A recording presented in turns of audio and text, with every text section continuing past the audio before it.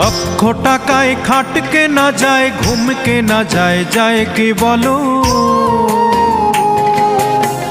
সোনার পালঙ্ক হলেই সবাই ঘুমিয়ে সুখ পায় কি বলো? লক্ষ টাকায় খাট কেনা যায়, ঘুম কেনা যায়, যায় কি বলো? সোনার পালঙ্ক হলেই সবাই ঘুমিয়ে সুখ পায় কি বলো? সোনার পালঙ্ক হলেই সবাই ঘুমিয়ে সুখ পায় কি বলো?